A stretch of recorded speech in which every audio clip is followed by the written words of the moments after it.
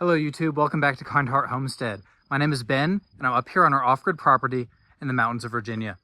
Let me take you guys up to this pop-up tent, which I have set up because of the rain and the sun in the summer here. The sun is kind of harsh and I tend to get sunburned pretty easily. And during the rain, I like to be able to stand under this while I'm doing some grilling. But today is a bit of an unusual video for our channel. We're doing an unboxing for the Yardbird chicken plucker. And this isn't just the old one that everyone has. This is the brand new one. This is the one that they just released in the fall, I think around October or November. We've actually had it sitting here in the box for about a month, and I need to get it opened, make sure all the components are intact and operational, because we have our meat birds, and in 11 weeks or so, we need to use this plucker, and I need to go ahead and register the warranty. So, stick around. I'm going to get all the pieces out, and then we'll start walking through the assembly process.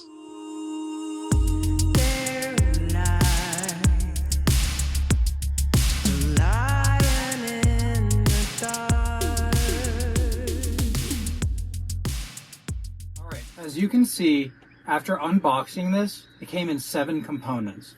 We have the big cylindrical tub, we have 4 legs, and 2 little weird, I guess, brackets for coiling the electrical cable around.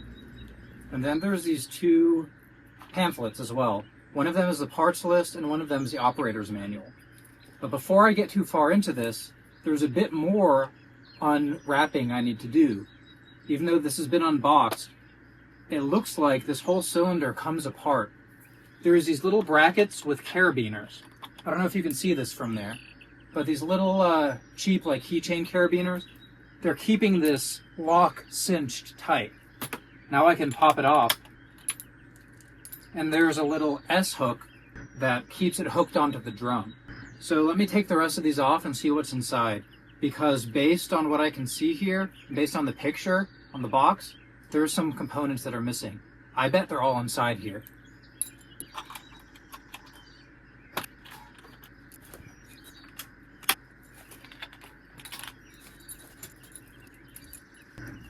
All right, 4 carabiners, 4 S-hooks. I'm leaving those in a pile there so I don't lose them. Now let's see how this comes apart.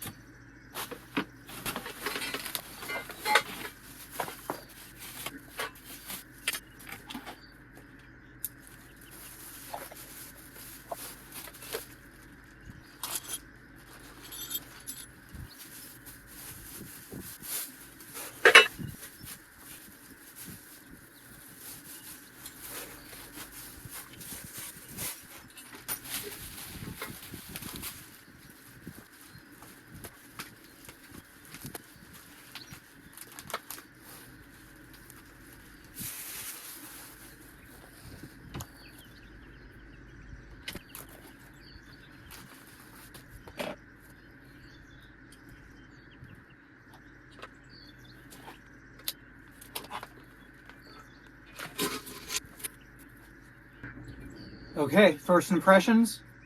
Everything is nice and I think powder coated black, very sleek, very durable looking. It looks like it's coated on both sides. I did have to get the scissors out to get the bubble wrap off of the, I guess this is the start and stop button. I would say excessive amounts of plastic. Everything was individually wrapped and it was all kind of wedged in here into these little rubber teeth. I feel like if it's in the rubber teeth, it's not really going to be at risk of getting scratched, except by the components rubbing against each other. So I guess they're really just trying to protect the paint, which is understandable. But with an outside appliance like this, it's going to be exposed to a lot more damage and jostling. I like what I see so far. Now let's open up the manual and see what there is to do next.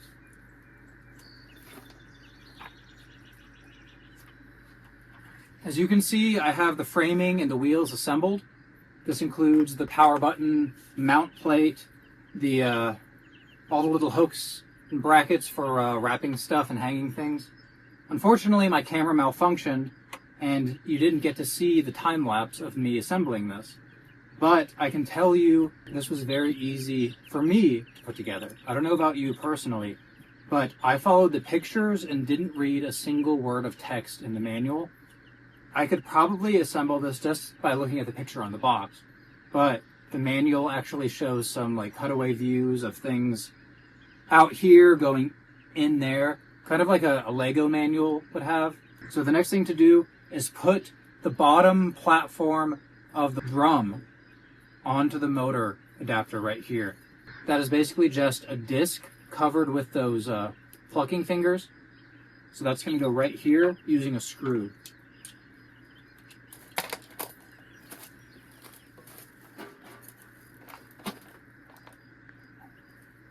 So this is actually a bolt with a hexagonal head, and there is this concave washer.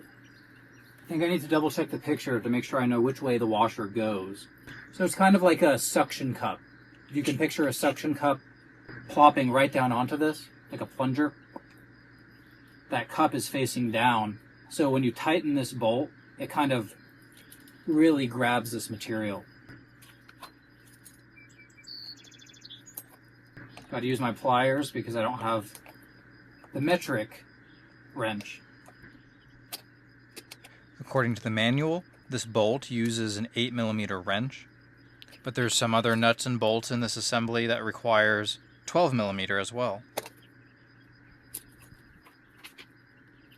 Alright, now it says to put the drum over this, aligning the arrows with the arrows located on the framing. Where are these arrows? Ah, of course, there's one way back here. After finding the arrow located on the stand, I then had to find the corresponding arrow on the bottom of the drum and rotate it to line it up. This ensures that the sensor that detects the assembly is in the proper spot, but it also aligns all of the hooks that these little toggles need to strap onto to make it all lock together as one large assembly.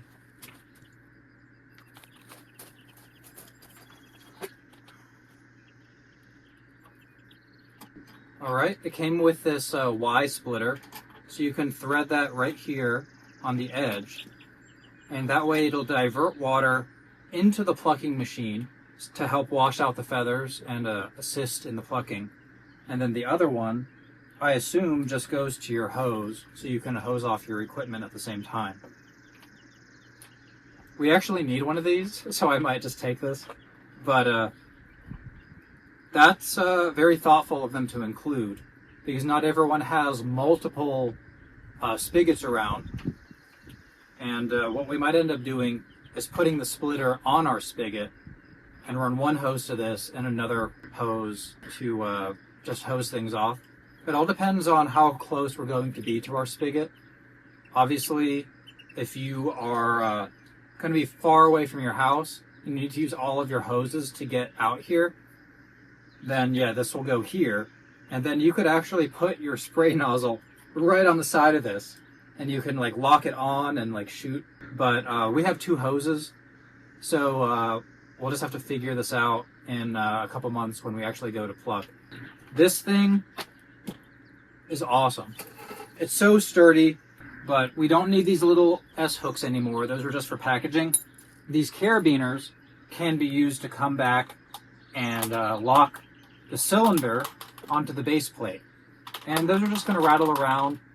That's fine. But you probably want that on when this whole thing is jostling with the chicken in there, because you don't want to have this thing flying off. I'm going to take this back off so when I'm rolling it around I don't accidentally bump it. I'm going to zip tie some of these cords with the included tiny zip ties, but I'm probably going to use some bigger zip ties because those ones look flimsy. This has a GFCI built in, and it's a pretty generous cord. You can get the prongs of your outlet far enough away to where they're not going to get wet, but just in case they do, it looks like it's just going to simply trip this. Code requires exterior outlets to be GFCI protected. So this is sort of redundant protection. We have an outlet right here. It's probably just out of the frame, but it's about 3 feet from my hand, and that's GFCI protected. Over in our garden, we have a brand new GFCI protected tool rack with an outlet there that we'll probably use if we end up doing this in the garden. Otherwise, we're gonna have to run like a 100-foot extension cord past somewhere else. We really don't know exactly where we're going to be doing the plucking and the processing yet, but now that we have this thing on wheels, we can pretty much go wherever we want. Some of the larger pluckers have a big cube-shaped bottom and they're a lot harder to move. This thing, I like how the cylinder is protected by all of these roll cage pieces all sitting out. I don't suspect this is going to tip over very easily. They angled all of the legs outwards like a very durable chair. It's probably sturdier than this chair I got from Target.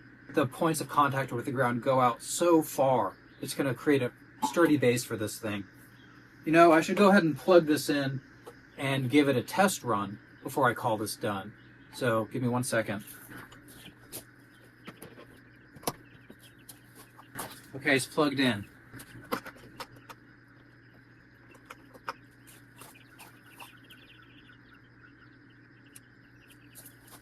Don't forget to press the reset button on that GFCI because I think they tested it at the factory and turned it off. And it's on! It's as simple as that, you guys. Get yourself a chicken plucker from Yardbird. I'm not sponsored by them in any way. In fact, I missed the opportunity to get the bundle deal when this was first released last fall, but I did wait until they had a promotion, and I do have a cover for this. Let me go get that right now.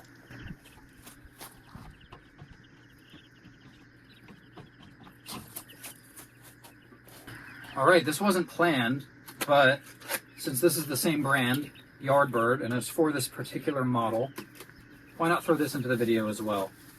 Alright, we got some like toilet paper, tissue paper, protecting this from the cardboard, I guess. Not really sure why that's necessary. Have one of these little pouches to absorb moisture.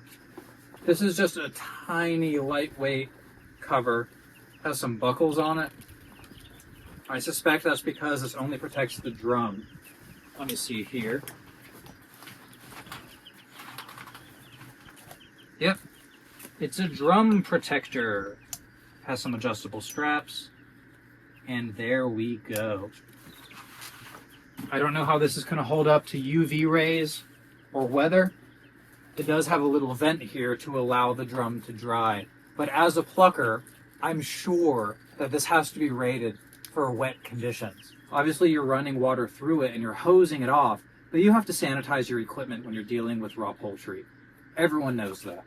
So once we really stress test this with 16 to 18 birds, hopefully later this summer, you can tune back into our channel, go ahead and subscribe, and you can see the results of this Yardbird plucker.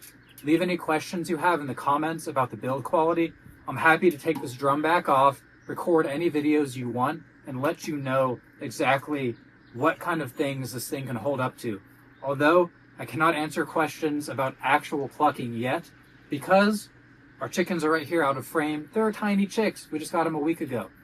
So give us another 11 weeks and we'll get back to you. So we'll see you back here next time on Kind Heart Homestead. Thanks for watching.